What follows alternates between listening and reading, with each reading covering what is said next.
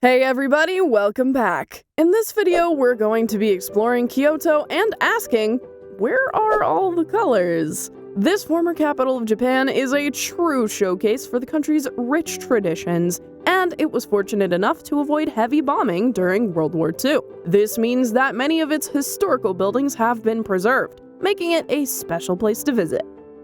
In fact, Kyoto has a special law in place to ensure that its unique heritage is maintained and protected for future generations. As you explore the city, you'll see colorful kimonos worn by both locals and tourists. However, it's worth noting that while some of these may be worn by actual geishas or maikos, they are worn by tourists who enjoy dressing up in traditional attire. Yup, these are tourists dressing up. You'll notice that the city's aesthetic is often quite muted and toned down. While you can certainly find colors in the Shinto shrines and Buddhist temples, many of the surrounding areas feature minimalistic and subdued colors. So, what exactly does this mean? Essentially, you can expect to see a lot of natural hues, such as earthy browns and greens, as well as neutral shades like black, white, and gray. Bright and flashy colors are often minimized or used sparingly, which helps to create a sense of tranquility and harmony throughout the city. Let's take a closer look at two of Japan's most iconic districts, Ginza in Tokyo and Pontocho in Kyoto. Ginza is widely regarded as one of Tokyo's most high-end districts, and it's known for its luxurious shopping and dining options. In contrast, Kyoto's major commercial district, while certainly bustling and lively, has a more understated and traditional feel. Do you notice any differences? How about Tokyo's Golden Gai? Now here's Pontocho in Kyoto. Now let's shift our focus to Tokyo's Asakusa. This route leads to the renowned Sensoji Temple.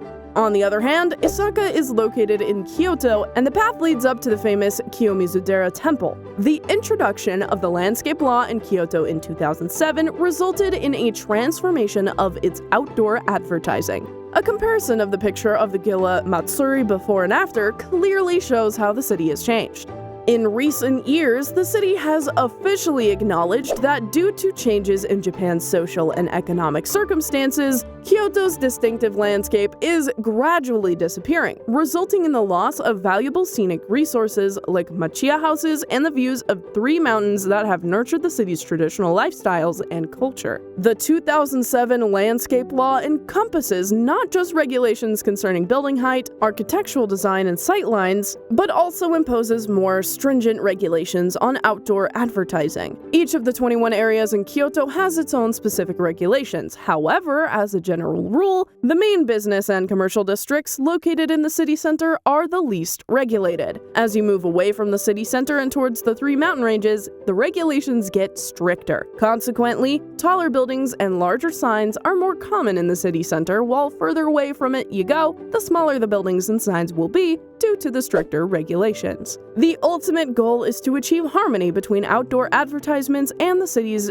townscape and architecture, which also encompasses UNESCO World Heritage Sites. Prior to making this video, I did not realize the vast number of outdoor signs attached to buildings in Japan. There are rooftop signs, which are ubiquitous in Tokyo but prohibited in Kyoto, as well as flat-mounted signs, curtains, and overhanging signs. However, something that always reminds me of Tokyo are sleeve signboards that protrude from the wall. There are also single and multi-pillar ads that are not attached to buildings. They're advertising towers and advertising stands, and banners are another type of outdoor advertisement commonly seen in Japan. However, in Kyoto, each of these types of outdoor advertisements are regulated, and you cannot simply stick them on or in front of a building without obtaining proper approval. There are several examples of signs in Tokyo that would be considered illegal in Kyoto. For instance, rooftop signs are entirely prohibited in Kyoto to ensure a better skyline.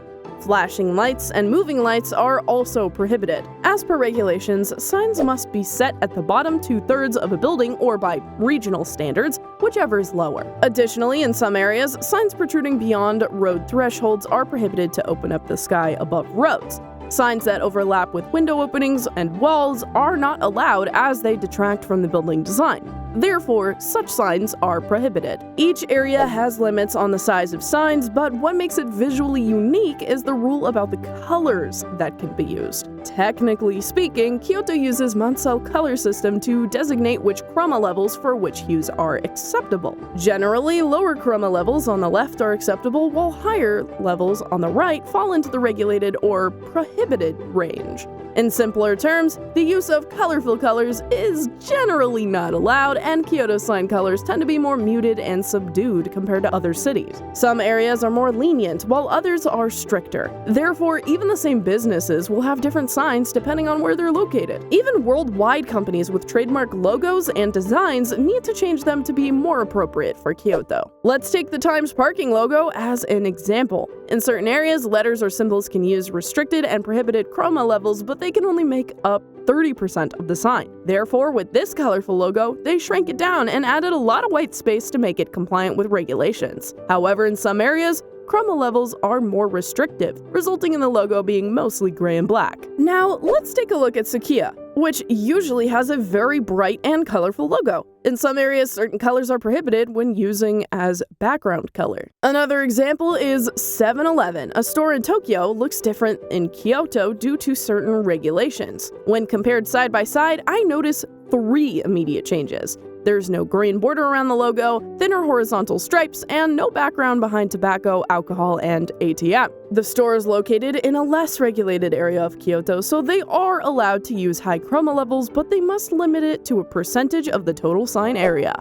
Here is a hotel in Kyoto. It showcases a standard Japanese building style, but its front entrance is designed in the traditional Kyoto style. Additionally, the Matsuya food chain's logo on the hotel's signage is more subdued compared to its bold yellow version in Tokyo. The drugstore chain Masumoto Kiyoshi also follows a similar pattern of subdued color schemes in Kyoto. The storefront of Yodobashi in Kyoto is much more toned down compared to its vibrant Tokyo counterpart. This McDonald's in Kyoto appears to use less of a red color in its outdoor signage. However, it is worth noting that the Tokyo version doesn't seem to be excessively colorful either, although it's still more colorful than the Kyoto one. If you ask me, Starbucks in Tokyo is fairly understated, but this location in Kyoto takes it to the extreme. Can you even see it? The Starbucks in Kyoto is much more subtle compared to the ones in Tokyo. It has a tiny Starbucks plaque and logo on wood, making it difficult to notice for people passing by. Even with a zoomed-in shot at the right angle, it's not easily noticeable. Even vending machines and post office boxes there have their colors toned down in Kyoto, making it a real-life version of the game Where's Waldo? Pontocho is a unique area in Kyoto consisting of alleyway that spans several blocks and has its own set of rules. It is the smallest area in Kyoto to have its own regulation. By comparing Google Street View photos from 2009 to 2022, we can see how the landscape has changed. The signboard, street name arc, and lanterns have disappeared, and protruding business signs have been scaled back. The pavement has been redone, and the area is now much cleaner without all the overhead wires. One of the regulations for Pontocho is that lights must be 3000 Kelvin or lower, which creates a warm orange glow. Although the changes look great, it must be challenging to follow all the rules in the area.